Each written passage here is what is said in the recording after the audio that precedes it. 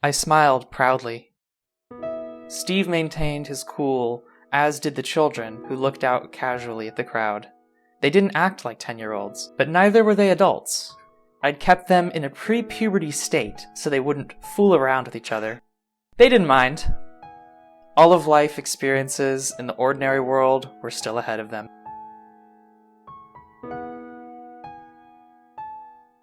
Hello, and welcome to the inaugural episode of the University of St. Balasar's English Club. I'm your host, Andrew. And I'm Jan Struthers. And today we're going to be critiquing a novel-length work submitted to us by a student here, Norman Boutin's Empress Theresa.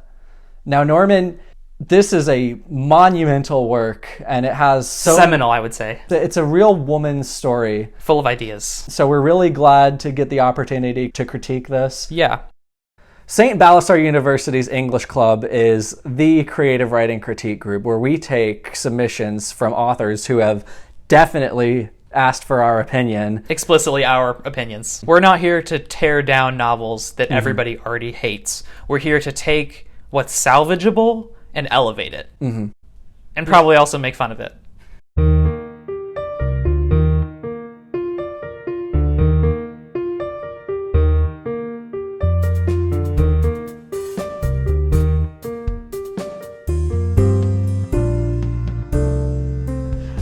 So Norman, you've been making a lot of waves on the internet in the past couple of years. You seem to be really actively soliciting critique. So we thought we'd throw our hat into the ring and give all of you guys an in-depth look at Empress Theresa and all the things that it accomplishes and the ways that it can become a better story. Norman Boutin. It doesn't matter. It doesn't matter. He's a good friend of ours. He would get it. It's an old inside joke between us. Yeah, I mean, we go way back with Norman. We've been waiting for a sequel. We're on the edge of our seats. What are all these children going to do? Yeah, these children. These numbered children who descend from the sky in a silver coffin. Well, that's spoilers. Oh, sorry. Okay. Oh, cut to the introduction. I'm Theresa, the younger daughter of Edward and Elizabeth Sullivan, and I hope it's not bragging to say I was cute as heck at age 10. Everybody in the family said so. I was the princess in the Sullivan clan of Farmingham, Massachusetts, because besides being cute, I was a whiz in school and had had a good disposition. All the relatives expected great things from me. There's just so much in this book, Joshua. It's very confusing. All right. Before we jump into a critique, we're going to run you through a quick summary of what happens in the book so you won't be lost. Please. Okay.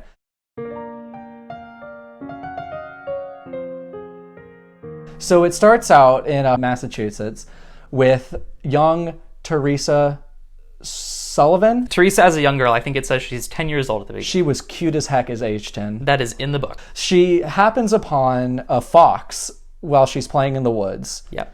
And this fox comes up to her as if rabid. And a white ball jumps from the fox. The size of a golf ball. To Theresa's chest, imbuing her with the powers of this alien entity. She then goes and sees 2001: A Space Odyssey, renting it at the video store. Then she names this entity Hal. This gains the attention of the United States government. Yep. Specifically OOPS, which stands for something like Organization of Orbital Phenomenon Surveillance. That is exactly it, word for word. Is it really? No, it's Office of Orbital Phenomena Surveillance. Led by Jan Struthers. Your very own. Our very own Jan Struthers. Now forget that because it literally never comes up again. Never comes up again. At the same time, Theresa is given support by the Catholic Church. Her local bishop, or is he just a priest? I think he's just a Father Donati. Father Donati, a priest in her community, gives her emotional support, helps her through this. Jan Struthers even befriends him for a short time. Yeah, there's and a little bit of a lot there. They kind of work together. The government and the church sort of partner to observe Theresa, but also make sure she's doing okay. Yeah. Once she's old enough, she goes to college, financed by the Pope himself. Papa Frankie's just signing these checks for this alien woman to go to Boston College to learn. I don't even remember what she majored. What did she major in? I don't remember because it doesn't matter. Political science. It was supposed to be something really broad because she might be the ambassador between the humans and this new entity. Yeah.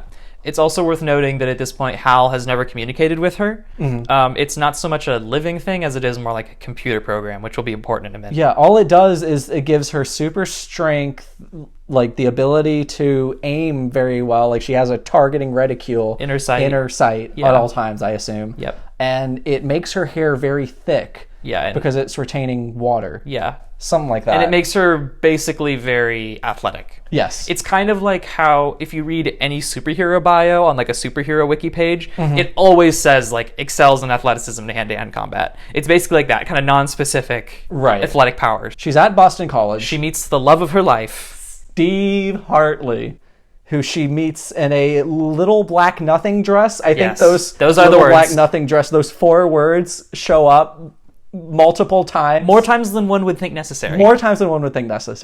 And they marry at 18. Because how can they go 4 years without doing it? 4 years without doing it. You can't wait. Yeah. So they live this quiet life together. After graduation. I don't even think... Had they graduated?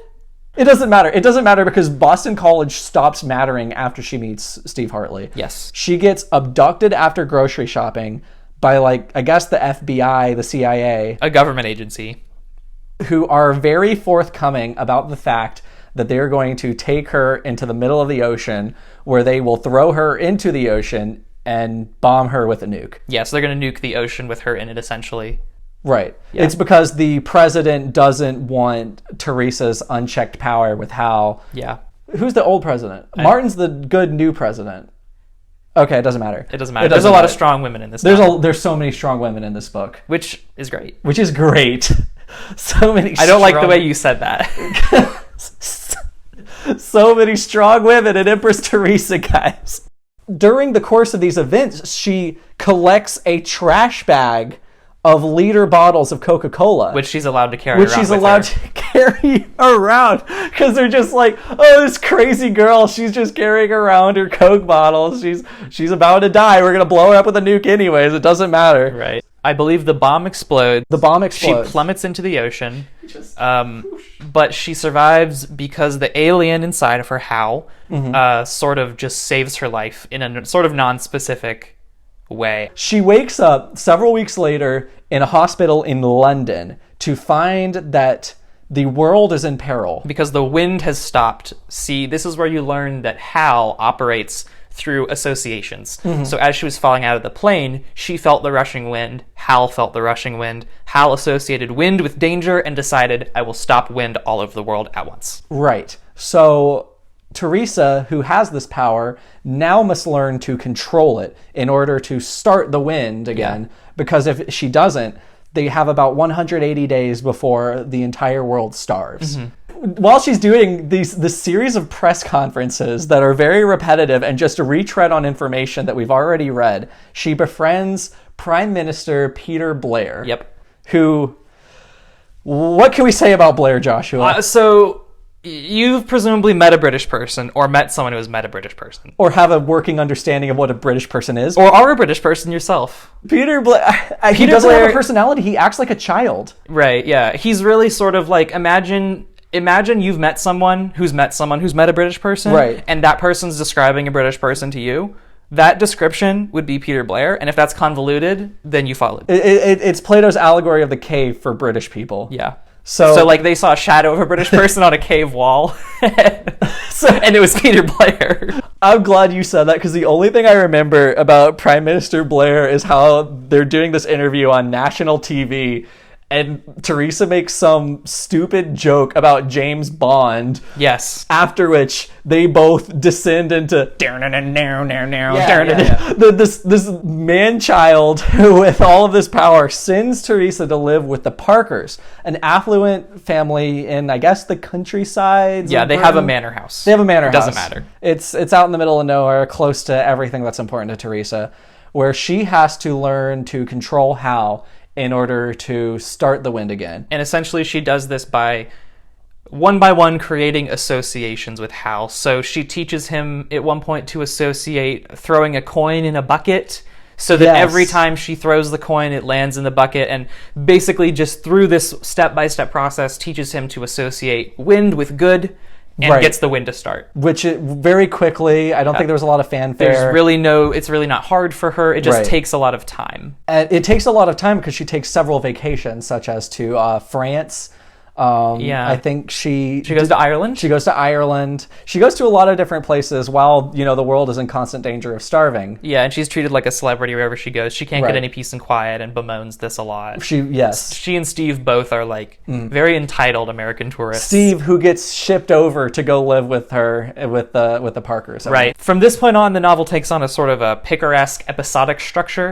Instead of Theresa traveling, though, like in a typical picaresque narrative, she stays in one place and the problems come to her one at a time. So first she deals with the wind, she stops it and creates eternal summer so that crops can grow all year round. Because, that's how farming works. You just, all the time, you could just grow things constantly. The next problem that comes to her is that Israel is under attack, so she has to figure out how to save everybody. Benjamin Scherzer, the Prime Minister of Israel. Right. needs an island for all the Jewish people to go to because they can't have Israel anymore. Because they have to evacuate. So they just move Israel to the middle of the ocean. They create an island. It was supposed to be shaped like a Star of David. Yeah, but the Prime Minister of Israel kind of put the kibosh on that. He wanted mountains so that this new Jewish island would be a tourist destination. For skiing. Also, they're going to build a big Jewish museum so that people can look at all the Old Testament artifacts. Then a famous lawyer tries to take her to court. She solves that by making it so that this person can't travel on any motor vehicles. Any motor vehicle that she's inside just doesn't work. Then she ruins this person's life. Yeah, she just ruins her life, essentially. Yeah. And then she gets into these political scuffles with OPEC. This arc is really drawn out. It kind of overlaps with a couple of other ones. I cannot stress enough how not interesting it is, because it's just Theresa oh, I don't like OPEC. And she's an 18-year-old girl. Why does she care about OPEC? We don't know. She's controlling the entire world economy because she gets all of these materials from literally the sun. Right. And OPEC doesn't like that she can do that. Anyway, that ends up resolving when she pulls a new island out of the ocean that she can farm indefinitely for oil, basically creating an oil monopoly under her name. Then she goes and conquers North Korea. This is right at the end. It's a little bit rushed, I think. And then the final arc, which it's sort of treated like the climax. You can tell that Norman, our good friend and student, really grasped that this needed to be the final conflict. So basically a bunch of Hals come to Earth all at once for reasons that are sort of unclear, but they just do. Hal had split apart in the nuclear explosion. I forgot about this part. Hundreds and hundreds of people get their own house. She leaves Earth, and during that time, she figures out how to take the Hals away, and she just does. Okay. She just figures it out. She just says, I figured it out. Yeah. And then she has to find a way to stop all of these suddenly empowered people that are just like her because they can't be trusted. What will they do with their power? Because they're not godly, uncorruptible, perfect people like Theresa is. Exactly. And then the novel ends with her, she leaves Earth to figure out what to do about these Hals. She returns to Earth having found a solution, also having created in conjunction with Steve a race of children. Hundreds and hundreds of children. That are super intelligent. And have numbers instead of names. Yeah, and they are, primed to lead the world into an eternal age of prosperity and harmony. Theresa is, on paper, a Catholic hero. Yeah. The embodiment of the Catholic ideal. On paper might be a little bit ambitious of a statement. It's really more in theory. In Norman's intentions. Yes. Well, in internet blogs where Norman discussed it, she's a Catholic hero. Unironically, I like that. I really appreciate the thesis of this novel because when it was actually you that introduced it to me that way, it was pitched to me as this is the story of a Catholic hero, young woman. And I was like, I've never read anything like that. Yeah. So I'm immediately interested. The intentions are very noble here. Yeah. But you know what they say about the road to hell? It's paved with copies of Empress Theresa. Hi, Theresa. Some woman I didn't know was standing next to me. She looked to be in her early 20s and had a friendly smile. Hi, I said, with a kid's taciturnity. Do you have a cell phone? Yeah. Call me when you're alone. She handed me a piece of paper with his phone number. The woman knew that I knew about my watchers. I had often stared at them, so this woman also knew I had to think she was one of them, and I had to be curious enough to talk to her.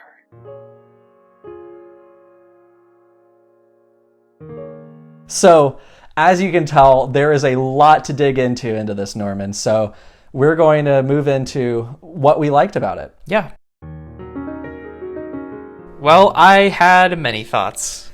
Well, let's start with some stuff that you liked about it. What was good? So the idea of Hal being like programmable is pretty cool from like a visual perspective. Like there's all those scenes where to manipulate Hal's reflexes, she like puts pieces on like a chessboard or like a foam mat and moves them around to like trigger different events happening, like starting or stopping wind, raising pillars of water in the ocean or lowering them. I feel like if this was like a sci-fi drama thriller movie, that would look very visually cool. Hal was just really cool to me in general because of how inhuman it was. It had no thoughts, and Theresa says it's stupid multiple times. And I thought that was like a really interesting take on it. It's just this thoughtless energy being that makes simple associations. Yeah, it's like a complicated but simple idea, and I think it could have been better executed. Yeah. But the idea of Hal as like thoughtless is pretty interesting because I don't think I've ever seen it done before. No. Don't call it Hal though, because it's not a cool hip literary illusion if you do it on page 3. You have to earn the reader's respect. That's fair. You have to build up your own credibility as a writer, especially if it's your first novel. You know, you can't go out there in your first novel being like, you know what, I love Lord of the Rings. My main character is going to talk about Lord of the Rings for the first 3 pages of my original novel. Okay, I don't know. I don't care if he's called Hal or not. It doesn't make any sense, but it also says in the text that it doesn't make any sense. It's just a 10-year-old kid. I mean, when I was 10, I had a hamster named Fuzzy. I think that if it's going to be logic that says a 10-year-old kid comes up with a random name that doesn't make sense because they're 10, that's fine. But why is the 10-year-old kid pulling things from 2001: A Space Odyssey? Like, it should be something maybe that exists in universe, some other media that's fictional, it's within the fiction, that can come up multiple times. It can be sort of a motif, you know, whatever this movie or book is that Theresa read that affected her so much that she named her alien after it. Yeah. And I think other characters in the novel could react to that as well. So I thought that Theresa was very voicey, which in a good way. And that opening line where she's like, I hope it's not bragging to say that I was cute as heck in age 10. It sounds stupid, but like, it's up there with like Call Me Ishmael in terms of like iconic That's openers. A little ambitious, I think. No, I'm so serious. It sets the tone very quickly. Teresa's she's kind of full of herself. She's very nostalgic. We instantly understand, okay, we are watching this kind of conceited person looking back on their past. Yeah, it definitely sets the tone of the story pretty well, but I think it also works against the novel because when you consider, and I know you're kind of a death of the author guy, but when you consider the person writing it and like his persona, it does become a little creepy, I think. But I do think that we need to separate the two. We can't constantly think of you, Norman, telling the story to us. Eventually, it becomes us interpreting Theresa for ourselves. I have trouble getting to that point, though. I keep getting into the flow of it, and then there'll be something like, oh, I put on my little black nothing dress and lured a boy into my dorm room and then pointedly didn't have sex with him. It smacks of fantasy. It's like sexual fantasy. A little, just a little. Speaking of Theresa herself, I actually really like that her name is Theresa. Okay. I didn't think of this until halfway through, but if you're going for a novel whose thesis statement is she's a strong Catholic woman, Theresa seems like a good name. I mean, Mother Teresa springs to mind right away. Another saintly Catholic female powerful figure who sacrificed herself and did a lot of good in the world. And it ties into that quote that Theresa says at the very beginning, the quote that gets pulled and placed like right after the copyright information that says, very simple, I follow my conscience, I am what I do. If you think that's easy, try it for one day. That following her conscience kind of thing, like I feel like it ties in with that pretty well. Absolutely. So in terms of execution, I think that we had a really quick raising of the stakes. It cranks it up to 11 practically after chapter 1, which I think is really neat.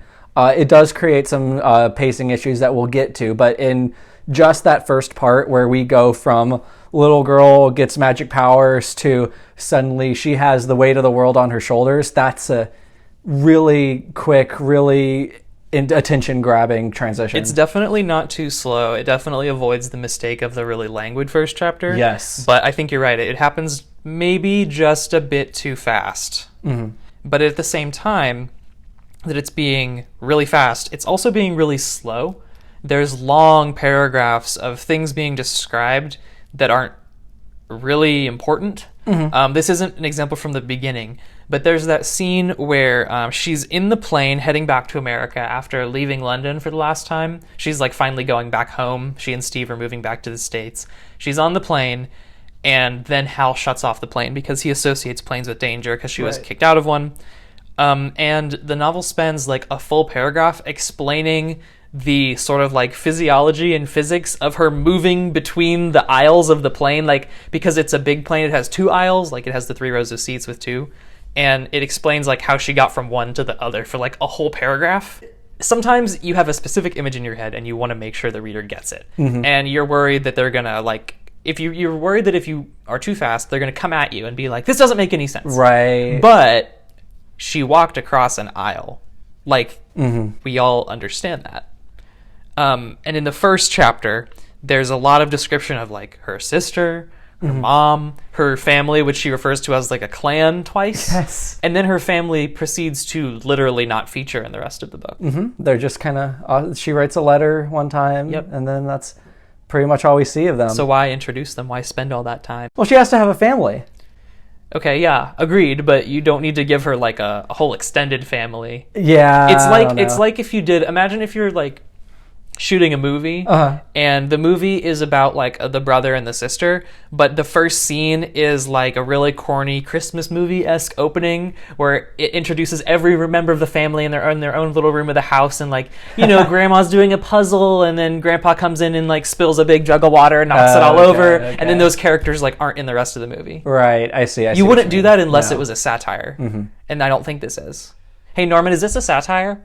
Norman, I want to know the answer to this question because sometimes I'm not sure. Norman, are you pranking us so hard right now? Because, I mean, there's just so much extremity, so much gonzo craziness that goes down. You kind of have to wonder. Yeah, do you have a specific example of gonzo craziness in mind? I mean, you know, the whole North Korea conquering thing. I mean, that seemed pretty... Wouldn't you do that? Maybe I would. Like, I guess if I had to think about it, you know, North Korea is something I would want to not be tyrannical in the event that I had godlike powers. But like, for it to come up, we started with her playing baseball or catch with the dude named Tommy when she was 10 years old. Oh yeah, I forgot about Tommy. And we forget about Tommy. And we end with she's fighting OPEC. She literally controls the entire world economy. She has created a new Israel in the middle of the ocean. Like, you have to wonder. If you notice, a lot of the political things that happen in the book are of a certain bent. Yes. Like, there's a certain type of person that would want to dismantle OPEC, protect Israel at all costs, destroy North Korea, like literally level it. Well, not literally level it, more like cut it off from mainland China, move it several miles south a little bit over. So it's isolated, and then sweep in with a military force and take it over, and then berate the people that live there for being afraid. Do you remember when she did that? Oh my God. Do you remember the part where she rolls in a tank and the people are like, oh my God, Theresa, we're scared of you. You have a tank. And she's like, why are you scared of me? All I did was like cut your island off from the rest of the world and roll in with a tank. And she starts quoting like the, was it the Constitution? Yeah. The Declaration of Independence? Yeah, I can't remember which one. The book says, I quoted the most eloquent thing I could think of, which was the United States Declaration of Independence. Like, why? Why? These people... That doesn't mean anything to them. No. They've been isolated from the rest of the world. So anyway, my point is, I feel like this book has an agenda, which, sure, you could argue any book has an agenda. Sure. But this book has like a capital A agenda. But at least it has something to say. At least it has something. Okay, that's true. To be fair, Empress Theresa has something to say, which is a lot more than we can say about, you know, maybe more commercial fiction. Yeah. And the thing that she has to say is the Declaration of Independence. Here it is for you, in case you haven't seen it before. In case you haven't seen it before. So I think, Joshua, we're already kind of getting into room for improvement. I think so. Are there any big areas that you would suggest that weren't quite hit? There's a lot. I mean, I could really jump in anywhere, but I Sure. think I want to start with the handling of religion. Okay. So obviously, thesis statement, Catholic, we've been over that like a million times, keeps coming up. But what does Theresa actually believe herself? Did you think about that while you were reading? She trusts in God. Yeah. Unless she doesn't, in certain points where she's like, God has abandoned me. Yeah, there's like a couple points where like she'll fail at doing something the first time, and instead of just trying again, she immediately like collapses into tears. Right, yeah. And starts crying on her bed, her bed in the English estate where she's living rent free and doesn't own. And she'll be like, God has abandoned me. I know that there's people like starving because there's a famine that I didn't solve because I went on a vacation to Paris. But God has abandoned me because I couldn't do this thing on the first try. Anyway, the reason that we got off on that is because I was talking about religion. She has this like complex where she just gives up. So I don't think we know what Theresa believes. And I think for a novel that purports to be inherently like Catholic, we need to know what she actually believes, because Catholicism isn't just one thing. They may not be divided into a bunch of denominations like the Protestant churches, but like not, if you ask two different Catholics like what they actually like literally believe, I think they would tell you two different variations of the same thing. And one of the scenes that made this stand out to me is she's reflecting on her time at Boston College, and she remembers something her professor taught her. I pulled this quote. I'm sorry, I don't remember what page it's from, but she says, "Of course, atheists said nobody was in charge. They were materialists. There was nothing supernatural. Yeah, well, if their thoughts were nothing more than the chance interactions of atoms going back to the Big Bang, then their own thoughts couldn't be trusted. They couldn't believe their own opinions. One of my BC teachers told me that." That's so funny. Like, to just stop everything and just like go on this diatribe against atheism. The logic of it doesn't really make sense internally. Like the syllogism of it, if A and B then C. She's saying like, if thoughts are just interactions of atoms going back to the Big Bang, then they can't be trusted. Why? I'm actually at a loss. Like, I sat there trying to figure that out for a good while. Religion really comes and goes a lot. It really does, and I almost wonder if it would just be better to not pose it as a Catholic novel in the first place. It could be metaphorically Catholic. Something that I thought was really cool is how there's always this sense of corruptibility with Theresa. She whines a lot, she oversteps her powers, she nearly becomes a tyrant on multiple occasions. She ruins the life of, or temporarily ruins the life and career of this lawyer. She also leaves 250,000 Jews behind in Israel when they build the land bridge to Crete. Right. But she eventually has this moment of transcendence. Technically.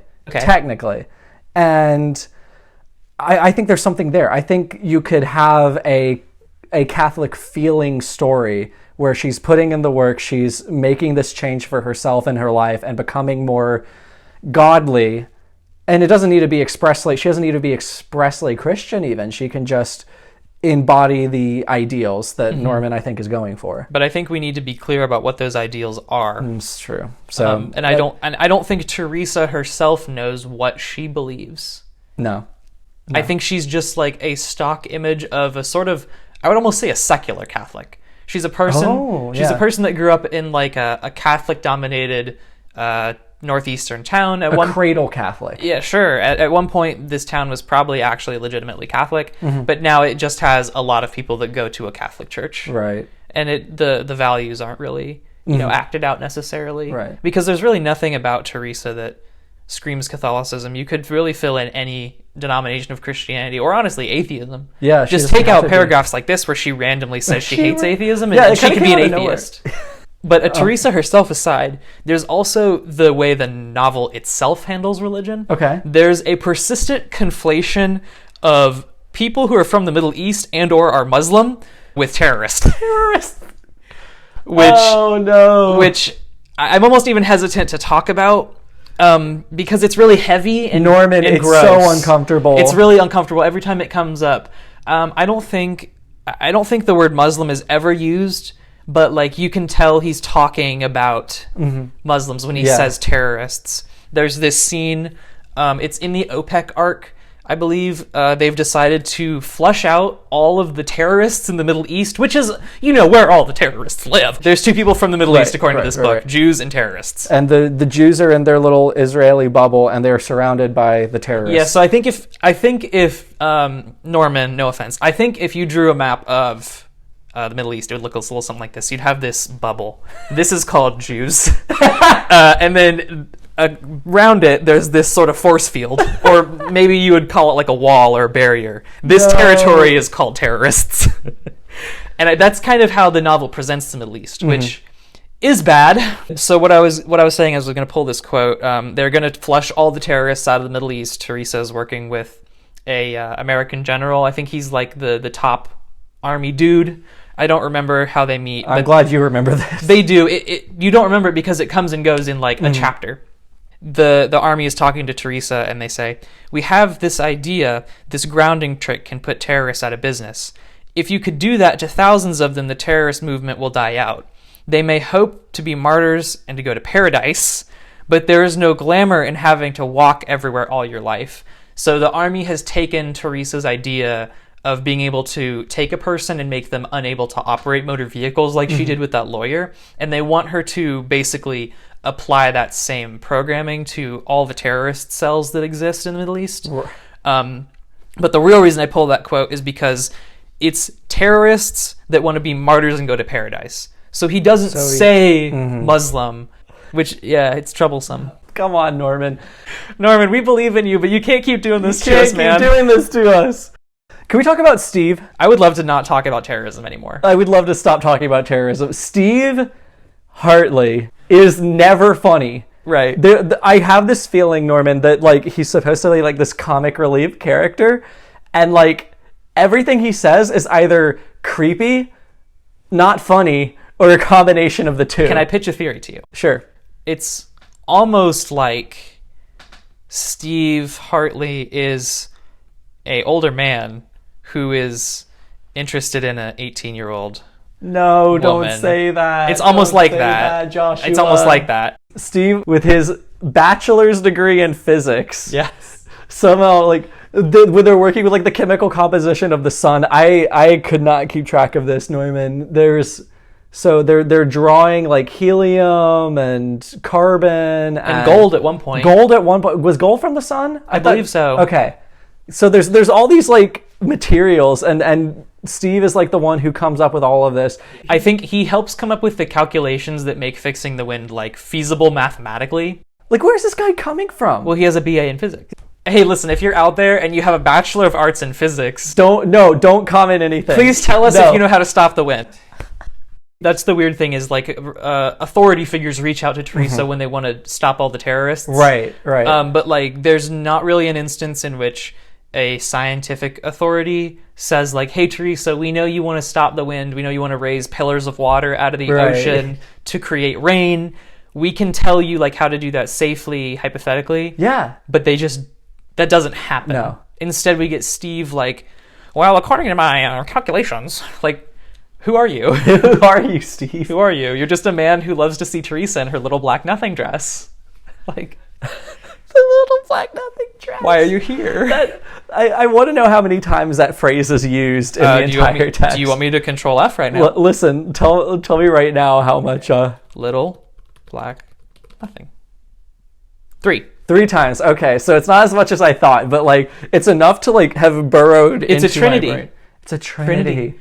It was there all along.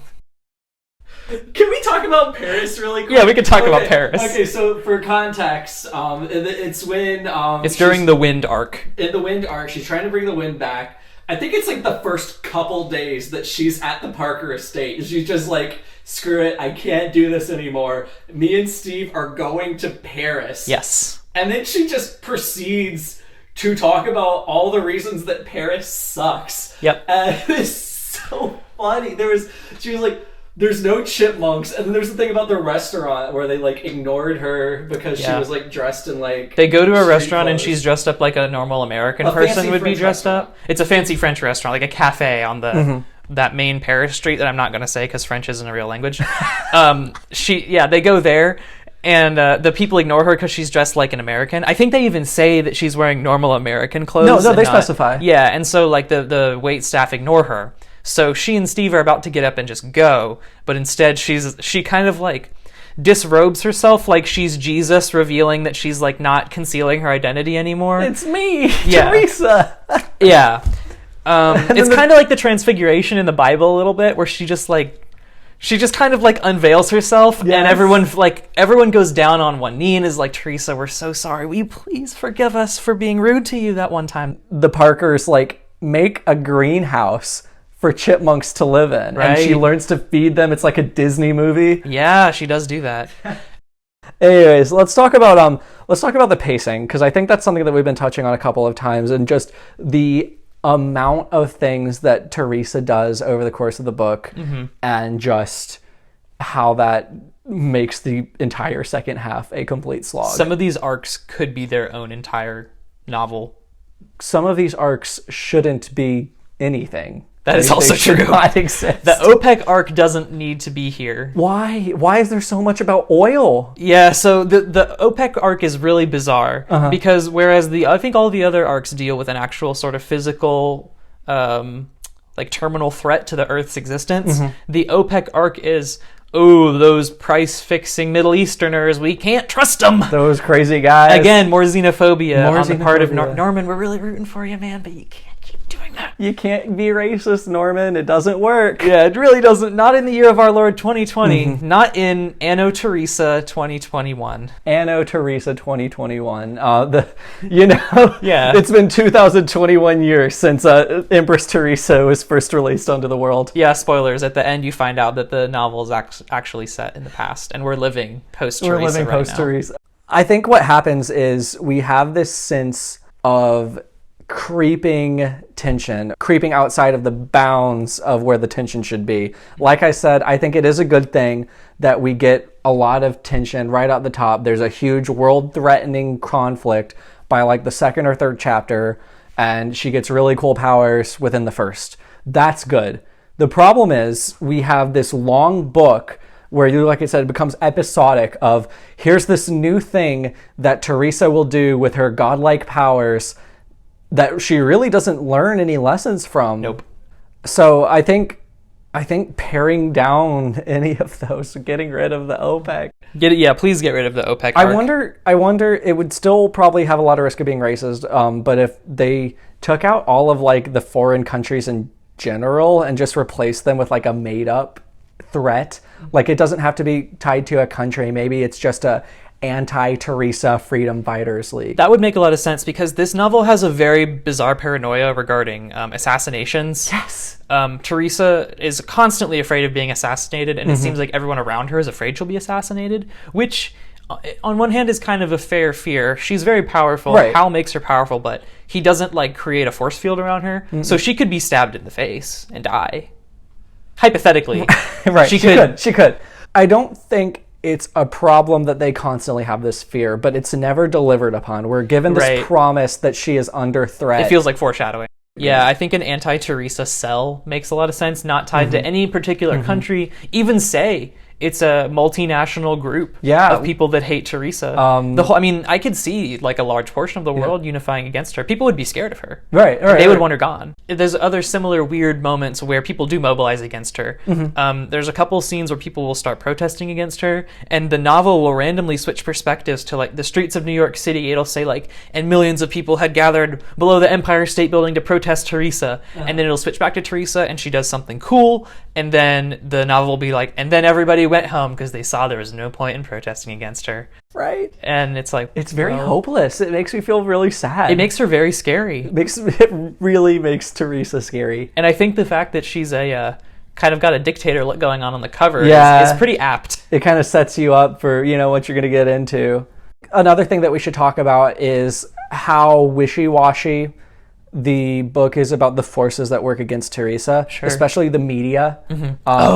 This book hates the media. It hates the media, but then sometimes it's like the media was singing my praises, and then she likes it. There's a 24-hour Theresa channel. Yes, like they're which actually I think is a very cool idea. I think no. Okay, On its own, everything's fine. There's just a little bit of inconsistency with how the media is characterized. If you want to be down on the media, be down on the media. But it's like, I think that it's very selective. I think that if we're going to be down on the media, it needs to be Theresa that's down on the media and not the narration that's down on the media. Technically, it's all Theresa because it's told from her point of view, but you can tell the voice changes when she talks about the media. I think it's a little bit of genuine author voice coming through. I think it might be you talking there, Norman. Sorry, Norman, but there's this way that you talk about the media, and I think the main thing that gives it away is not just that you switch to liking the media when it favors Theresa, but also that the media is referred to as the media. Right. It's all one thing. It's all homogenous. It is a force that's unified, and it all hates Theresa except for when it doesn't.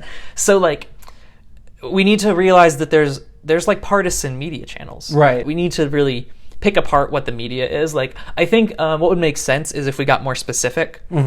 And we said there's a like anti-Theresa channel. There could be pro-Theresa media and anti-Theresa media. CNN versus Fox News. I think that would make a lot of sense. Anything else on the negatives before we go into ways that we think we can improve this? Well, I have a whole section of missed opportunities that we could get into. But first, I want to talk about the Jewish island arc. It's very simple. I follow my conscience. I am what I do. If you think that's easy, try it for one day.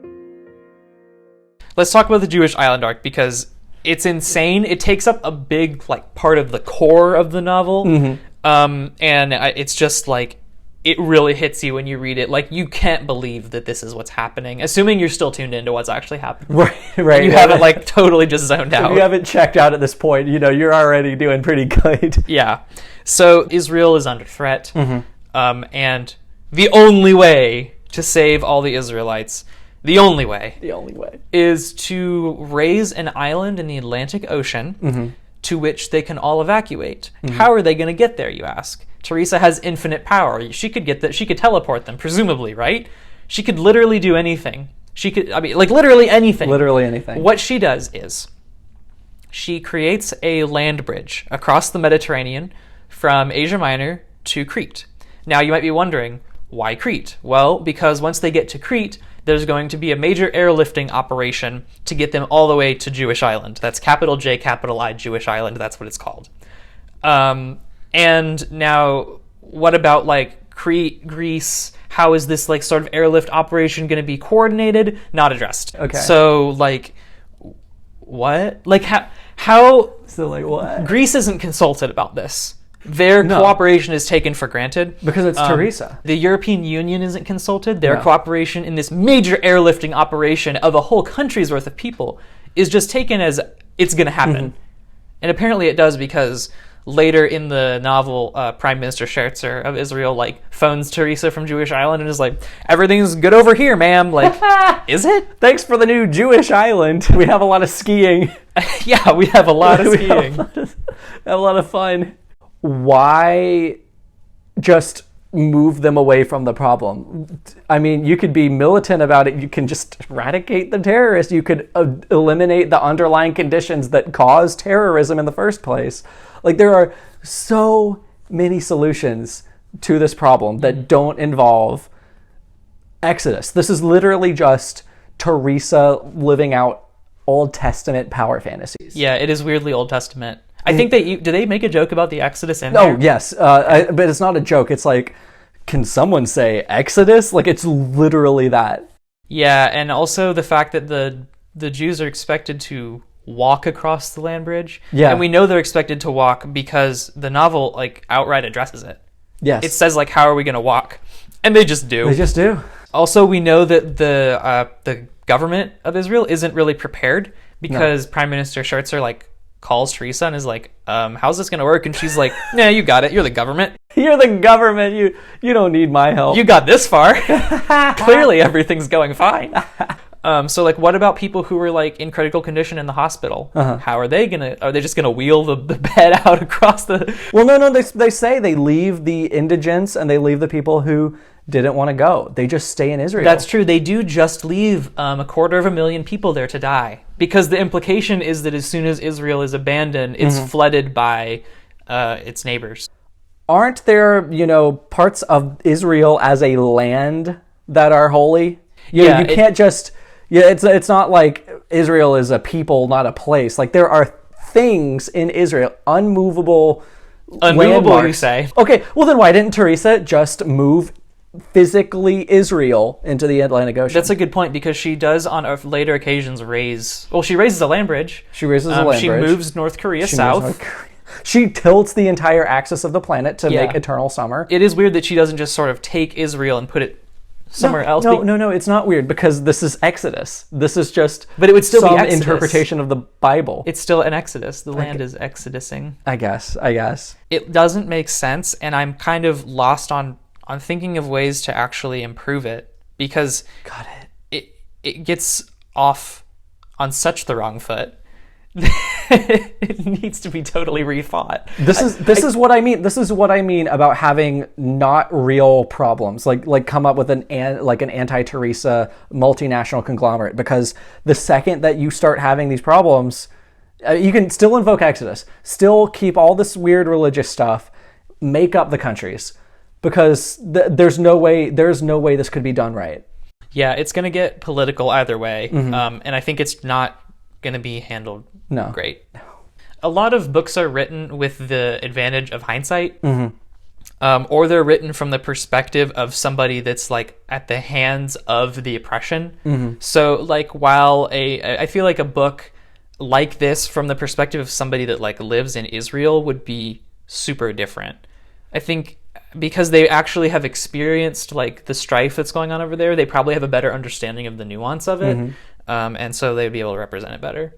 As opposed to somebody who, watches the nightly news and says, I like what this side is doing, not what this side is doing, but doesn't have any firsthand experience. Norman, there are better stories you can tell about Theresa Hartley than the time Theresa reenacted Exodus. I just don't know what about this is salvageable in terms of Israel. Yeah.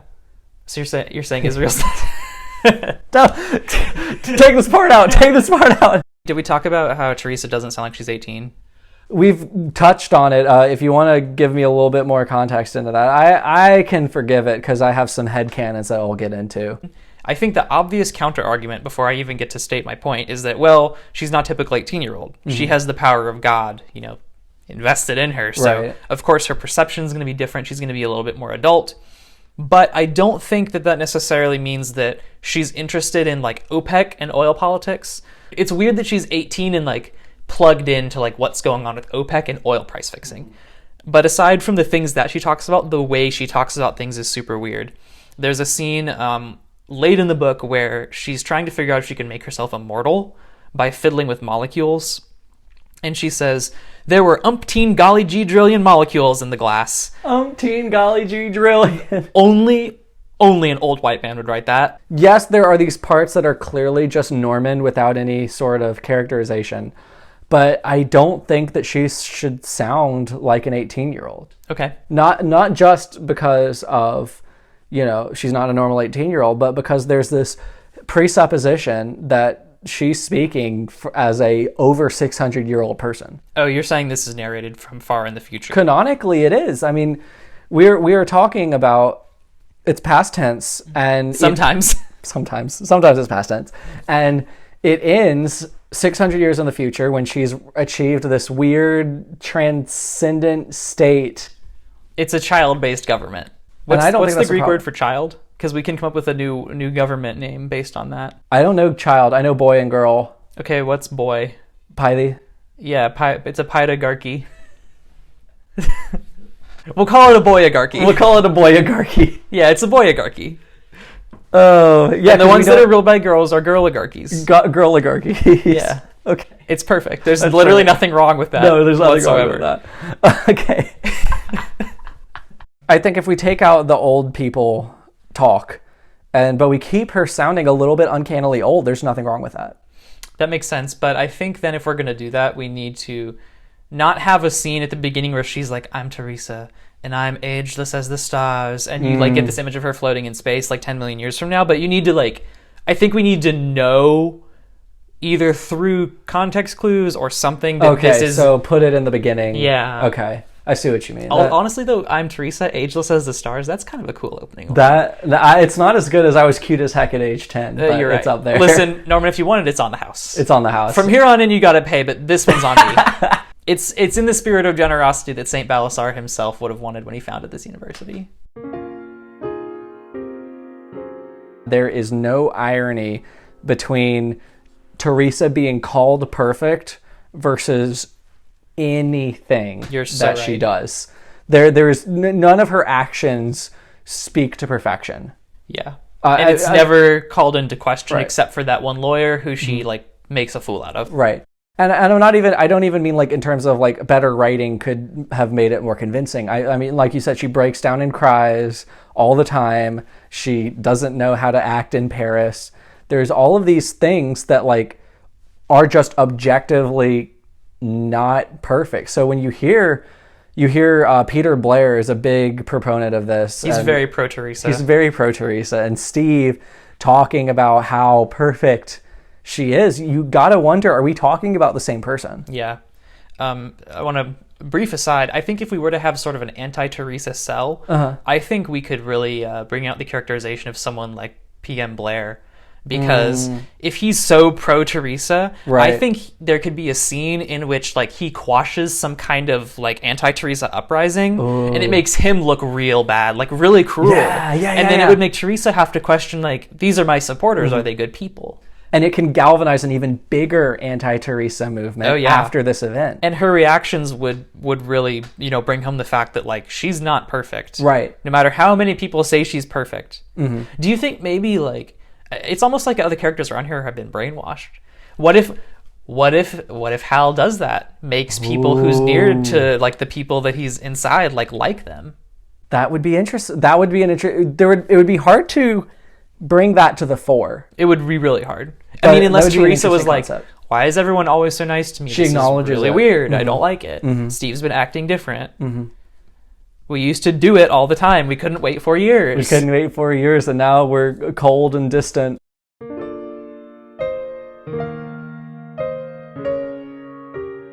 I wanted to get your opinion on this. So the way I see it, when Norman's moving forward with this, he has two options.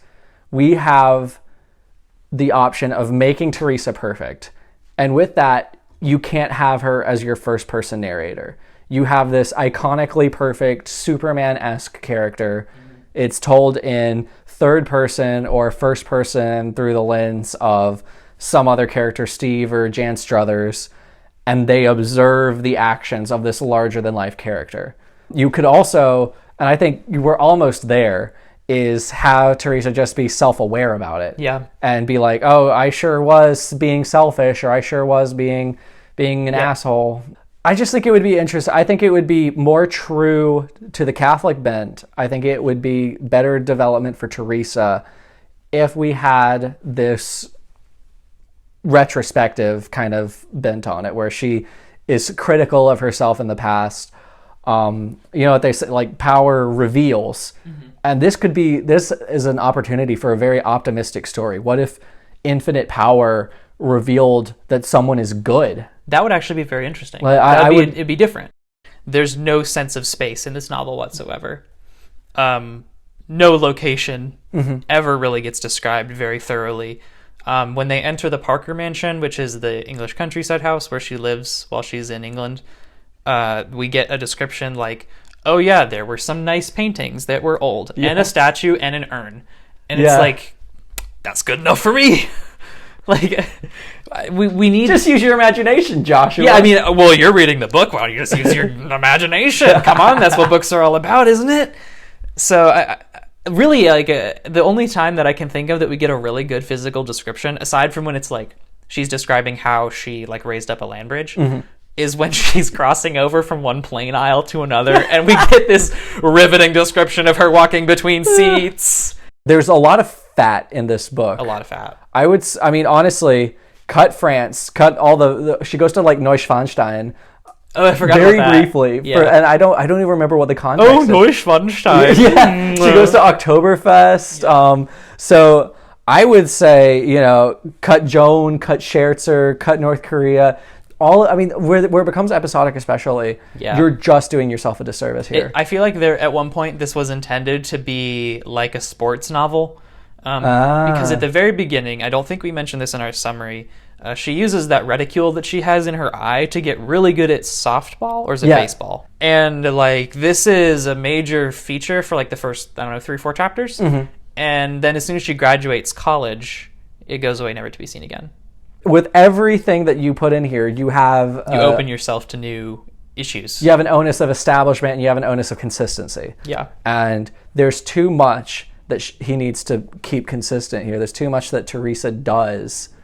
Yeah, like he put... Norman, you put in the legwork to, make sure you establish the fact that she pays for this expensive private college education by getting money from the Pope. The Pope. Who then goes on to not be a character. No, don't get me wrong. The Pope should not be a character. But what if he was? I mean, as a world leader, he would make more sense as a major character than, I don't know, say, the Prime Minister of Israel or the leader of OPEC. But, why put in all that effort to establish that, like, you come up with this explanation, this far-fetched explanation? She could, what if she wins on a baseball scholarship? Yeah. She could just, it doesn't need to be the Pope. Is that part of how she pays for it? It might be, now that I'm thinking about might it. Be, but what if it's a full grant? I mean, why bring the Catholic Church into this? Because it's a Catholic book. Because it's a Catholic Church. Can we talk about the Parkers? Because I was thinking about them. The Parkers as in the mansion Parkers. The Parkers are the affluent...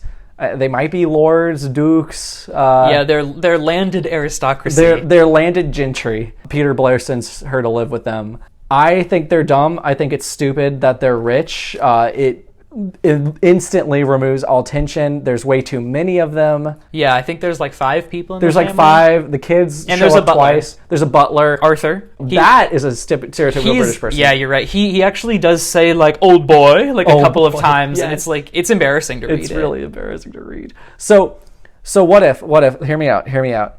The Parkers are from that poor town that she goes to when she's kind of running away from her problems. Yeah. Then you have, not only do you have this level of tension because she doesn't have access, the government's the bad guy. She's hunted by the government. She's not exalted. Nobody knows she survived. No one knows she exists except that the wind is ending. With that, there would be so much more improvisation in terms of like the way that she gets her powers. Yeah. It would almost be like there'd be conflict. Steve could be a poor British man, and he's like some kind of savant who's just really good at physics. Yeah, I think what we need is for more British people to talk in this novel so that we can so we can get them saying like, "Oh, blimey, governor." That's not what I mean. That's not what I mean. Really good choice. Okay, well, they can be American. I honestly think it's kind of weird that she goes to England in the first place. It is weird because it opens this weird sort of like another weird political situation where America and England are like opposed to each other. Right. And why would you want to make that happen? It doesn't really benefit the story. I like the idea of her washing up in some poor fishing village, and then maybe Steve takes her in. Let's say, I mean, it would be weird if like a single guy living alone like abducted her to his house and was like, "I cared for you while you were ill, Theresa." But like if maybe he lives with his grandma who's like ailing or something, and Theresa like heals her, right? Something to like establish rapport and to make sure we don't think that Steve is like a total creepo, right? There's got to be something. But then his name can't be Steve. That's not very British. Stefan. It can be Stefan. I don't think that's more British than Steve. What about Jan Struthers? What about Jan Struthers? I think she's the key to making this a transcendent work of literature. Okay. So hear me out. So right now, as is case, she is a very incompetent CIA agent. She's a bizarre character. She doesn't make sense. She's bad at her job. The literal office that she runs is called Oops. Yeah, it's like she's supposed to be a comic relief character. But what if we make her a comic? What if she's just this? But they don't go all the way. They don't go all the way. But what if they go all the way? What if they make Jan Struthers is just this bumbling, incompetent, like fresh from the academy CIA agent who, by a comedy of errors, like was given this pointless task, was just to monitor Theresa. She's like a minor antagonist. She's just trying to see if Theresa is like up to no good or something. As the president decides that Theresa has to die, Jan risks it all, smuggles her out of the country, and en route they are attacked in an attempt to kill Theresa. Jan gets fired. That sets her up for being destitute when she becomes like the minister of gold and oil. Yeah, she becomes like Theresa's PR person. PR person. She disappears and reappears, but we have this primacy effect with her, where she's one of the first named characters with any interesting things about her. Yeah, she is interesting because she's like weirdly bad at her high-level government job. High-level government. Her job is to monitor Theresa and make sure no one knows she's monitoring Theresa. So what does she do? Get caught by Theresa immediately, and then when Theresa tells the Catholic Church that she's being spied on, the Catholic priest that she tells goes, like, literally walks out of the church, and Jan is like waiting for her on the steps of the church and is like, hello, I'm Jan Struthers, I'm a secret agent, and I'm monitoring Theresa. Don't tell anybody, please. And then it just works out. So, but that's so funny. It is funny in a different framing. It's funny to talk about abstractly. When you're reading it, it's very confusing because the tone is so wrong. Right, and the tone is very wrong. But if she's like this, if she betrays the United States for Theresa, I just think it would be such an interesting concept to have her. It would be endearing. But Jan is endearing to me. I have a hard time seeing that kind of bumbling fool character working in the same universe as like there's a terrorist cell poised on destroying Theresa. It doesn't have to be like a threatening terrorist cell. Wait. You know what I mean? But then where's the conflict? Okay. You know what I mean? It doesn't have to be this big, grandiose, and serious thing. Empress Theresa. I mean, look at this cover. This is. I mean, we're not reading something that should be this serious. But you said it was going to be like a transcendent work of world literature, along the lines of Odysseus but spelled wrong by James Joyce. Well, there's a lot of silly little jokes in Ulysses. So there's so much that you can do while keeping like a, maybe not a farcical tone, but like just a sense that you're having fun with it. Okay, yeah, there could be jokes. But I have a hard time reconciling the concepts of comic relief character and transcendent work of world literature. Not saying they can't coexist. I mean, there's like some funny, like, okay, so the first thing that came to my mind was Lord of the Flies. Piggy's kind of a funny character. Like, he's kind of a comic relief character, but then his death, like, because he's a comic relief character, is much more impactful. It feels... So we would really, really, really need to play up the drama of Jan's, I don't know, firing. I have a hard time believing she'd be fired in that situation and not, like, executed and, and dumped in a sewer. Maybe she escapes and lives on the street. Okay. And she doesn't have to be the leader of Oops because she's competent to any degree. Maybe Oops is like a punishment. Like, she messed up on some other assignment, so they gave her, like, here, monitor this child who may have supernatural abilities that we don't actually believe in. So this is, like, now an X-Files thing where Fox Mulder is, like, a disgraced FBI agent who everyone thinks is kind of kooky. Yes. So they're like, oh, yeah, take care of these X-Files. These really important They're so important. They're so important we keep them in the basement where no one will see them. Something like that. I just think... I could believe that. I just think there's so much potential in there. But is it worth all that work for a character that, like, doesn't matter? Well, she doesn't matter because she's not being used right now. Okay. No character matters in this, not even Steve. They come and go, they pop in and out, they don't have much development on their own. Yeah, you're saying she doesn't matter because she doesn't matter now, not that she can't matter. I think she absolutely could matter. I just think that making her matter is a secondary priority to fixing the structure. And once you fix the structure, there may or may not still be room for her. Structure and character go together. Yeah. She feeds into the structure. I mean, with what I just suggested, you take away the 3 different plane trips where she's inexplicably assembling liter bottles. You do lose the cool little jumping out of the plane scene. So there might have to be some way to jerry-rig that. They could be taking a passenger plane and, you know, I don't know. It doesn't matter. It crashes. It could be anything. It's just, you got to start somewhere. Yeah. And why not the beginning? I mean, yeah, why not the beginning? Because there's almost nothing salvageable in the end. Yeah, there's not a lot. I mean, the sexless children are pretty good. I think they should stay. No. Linchpin of the story, really. That ending with, you know, the flying coffin-shaped machine and all these sexless children march out 600 years after the entire world is put to sleep. So that Theresa can have a little think about what she needs to do next. You know, it's like Gandhar. Then we were kids with an overabundance of hormones. Now we were dealing with global problems. Had we changed that much, or were we still two kids called Theresa and Steve? Well, it's funny that you would mention another piece of like existing media, because Empress Theresa does that a lot. Yes. There's a scene where Theresa relates to the Prime Minister of England by singing the James Bond theme. Oh, they do it together. Yeah. That's why I think he's like a man-child, is because like what world leader would do that with any sense of decorum? Well, anyway, the reason I brought up whatever I just brought up is because the pop culture Yes. is because I feel like the ending is probably sort of not lifted from that, but inspired by another piece of existing media. It feels like an effort to tie everything up perfectly, which I think is kind of a mistake. How would you end it? Not like that. Okay.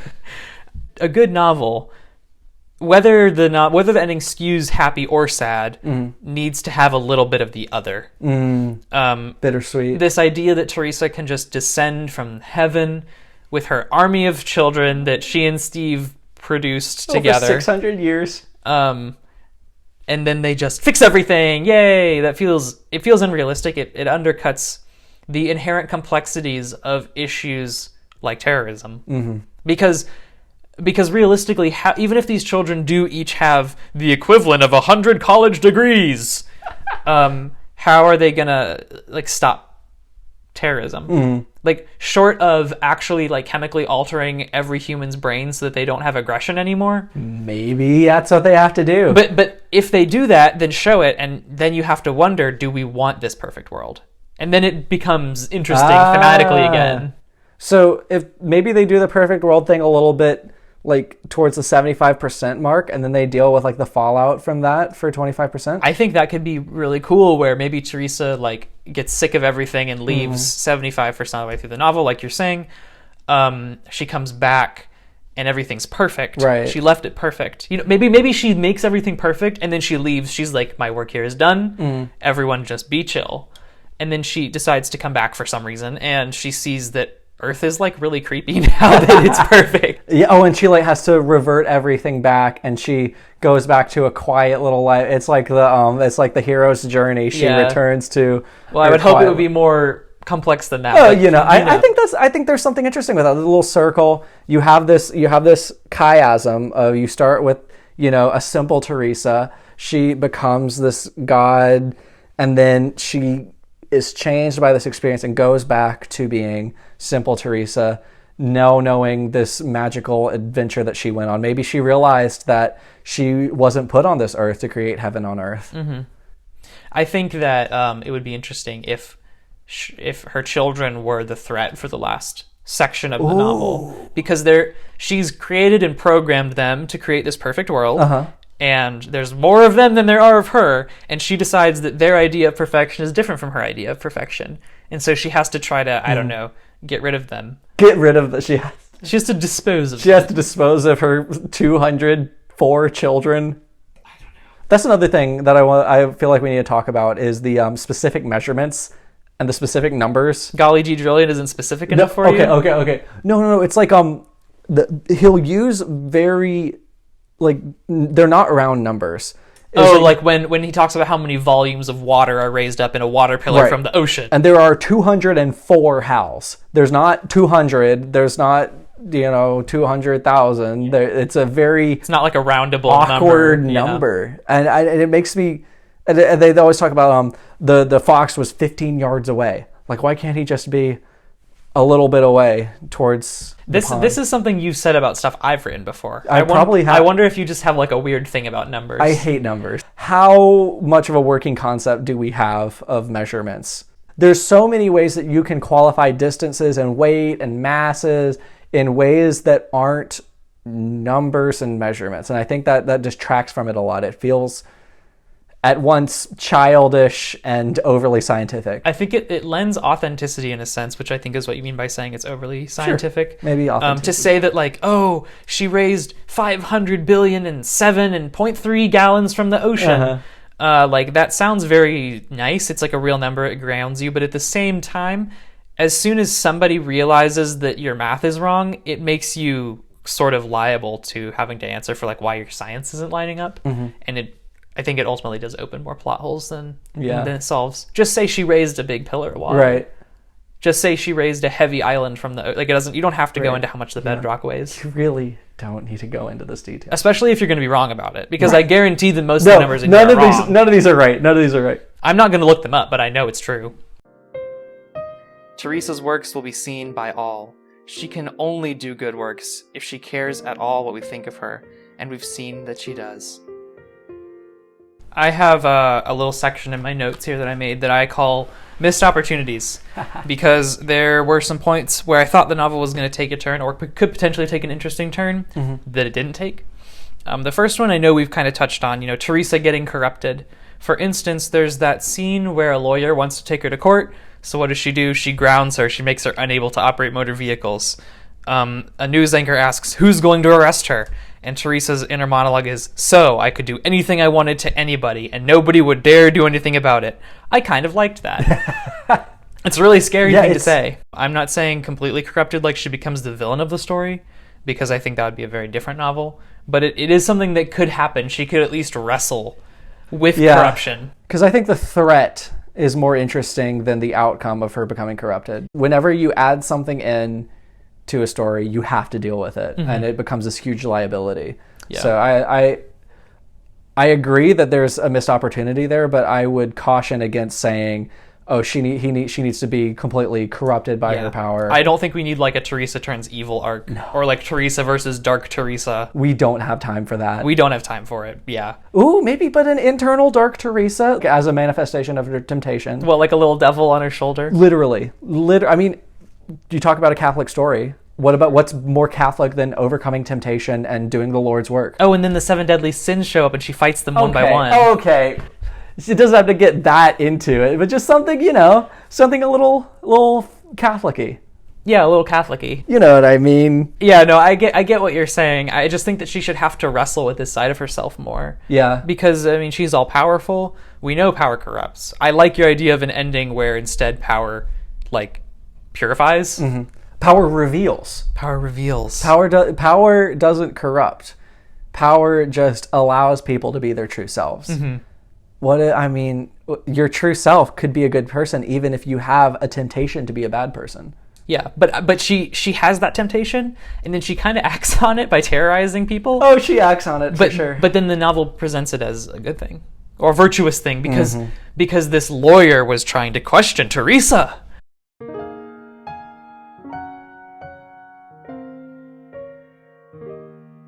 I thought it would be interesting if Theresa faced more situations where her powers can't help her. Or, alternatively, where they're actively working against her. Like with the airplane, the second airplane. Hal puts everyone to sleep, she has to land the plane, completely unassisted except for like a little bit of, coaching she's getting from an air traffic controller in Manhattan. Yes. Which is really weird. Really weird.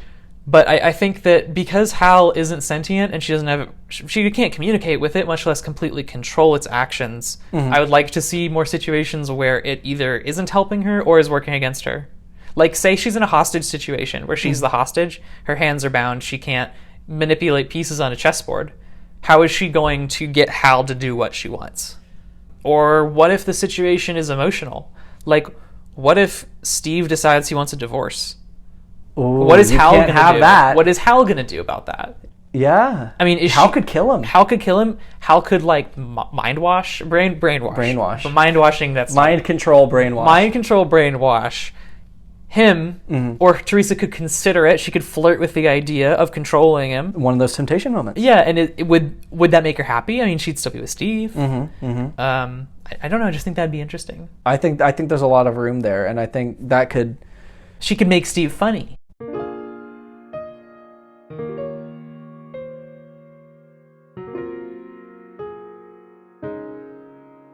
There's this really short section right at the end before she goes and has all her children, where a bunch of Hals come to Earth. I think this is where that 204 number came from that you were talking about earlier. Let's say she is a good person, and some bad people get Hals. Then what?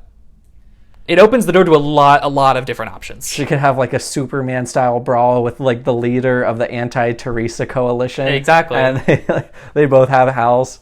Yeah, they could like fly up in the air and like fight like it's an anime. Like it's anime. Yeah, dude, like anime.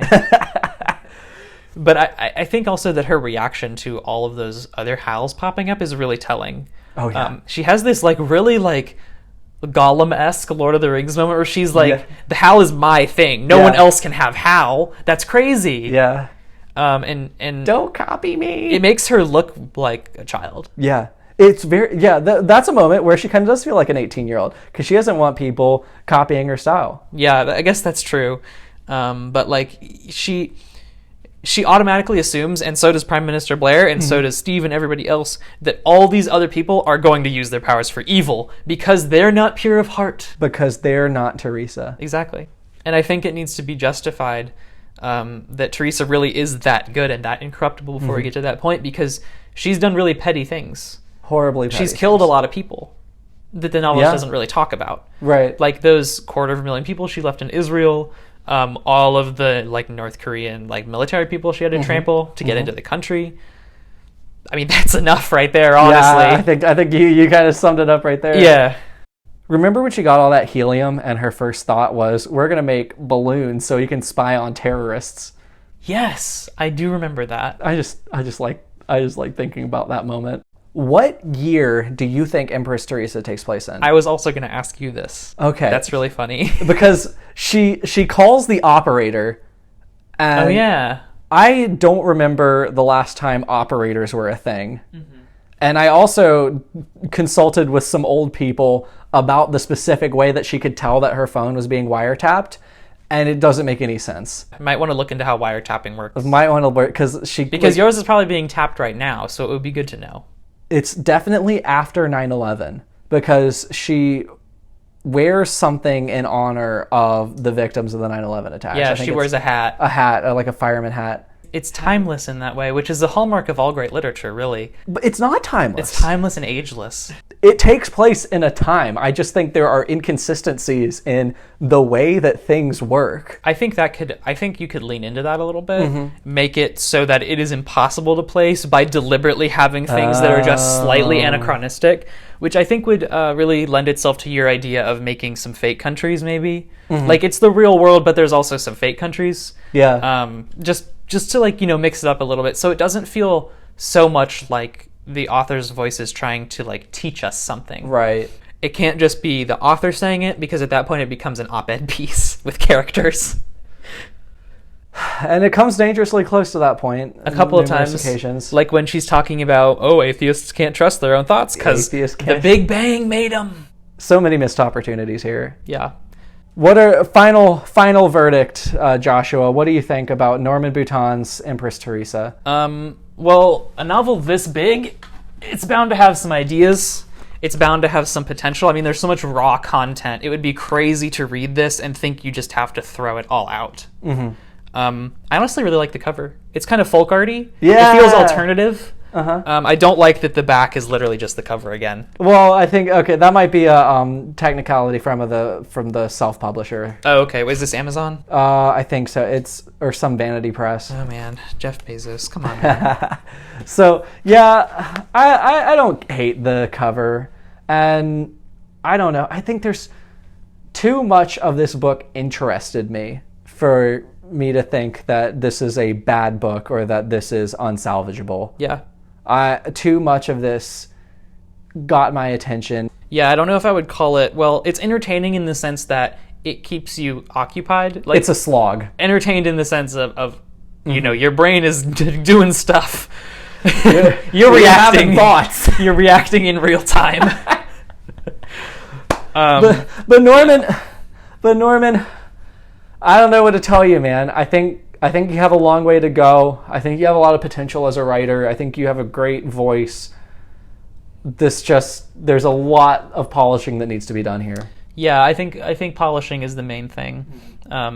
You know what you want to say, which I respect. I wish you weren't saying the things that you're saying, however. Okay, so I think we've about said everything that we have to say about Empress Theresa. Norman, thank you so much for your time. Thank you for letting us read Empress Theresa. I really enjoyed it. Once again, my name is Andrew. And I'm Jan Struthers. And we'll see you at the Student Union. Yeah, see you on campus. Dealing with truth, we are immortal, and need fear no change nor accident. Teresa will remain Teresa.